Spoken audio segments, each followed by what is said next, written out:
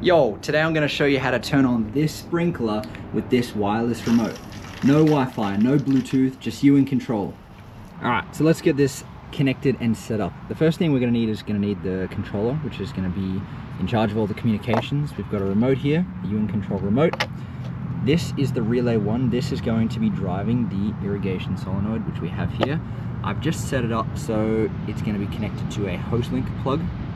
You can set it up and use whatever kind of plug or hoses you want, but I've just set it up for our hose link, which we've got our tap here, and then obviously our hose that goes all the way to the greenhouse, which is where we're going to be watering. But I also need a 12-volt transformer plugged into an extension cord, and then you're going to need to find the smallest screwdriver you have to make this work as well. So the way I'm going to wire this is I need 12-volt power to come into here. Alright, and then I'm going to plug my irrigation solenoid into this one up the top. So I'm going to do that quickly now.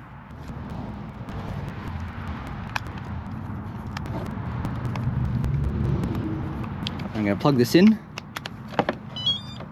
So you're going to hear a sound. It's going to go doot, and then we're going to want to pair this device to the controller now. Alright, if you are new to pairing, there's going to be a specific video on it, but I'm going to just do it nice and quickly. Cool, so it's paired. I'm gonna go to device, and then I'm gonna enable, and I'm gonna set it up, activate, and then now it is on. Cool, so now I have the ability from the controller to be able to switch on the solenoid. Obviously there's no water, so we're gonna do that in a second. The next thing I'm gonna do is I'm gonna connect this irrigation solenoid up to the tap up here.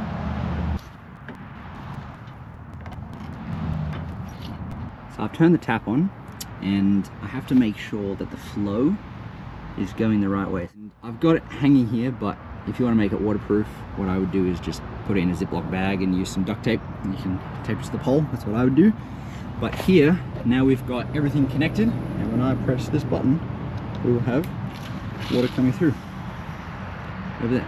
Alright, now I'm going to set up and pair the remote so that when I press this button here for a single press, I'm going to make it so I can turn on the water.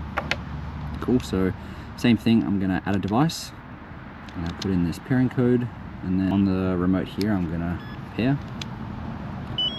The remote is now paired, which is awesome, and then I'm going to set this up. I'm going to set it for a timer. Alright, now I'm going to choose, you can go through and name everything if you really want to, but for time purposes I didn't do that, and I'm going to set it so our water goes on for 6 seconds. Cool, you can do any time you want. I'm just going to set it up for 6 seconds. Alright, now when I press this button, our water now turns on. Now we have our remote, and we're going to put it to the test. So remember that we got our water going to be turning on for 6 seconds. Now this is a long range remote, so we can do this from anywhere.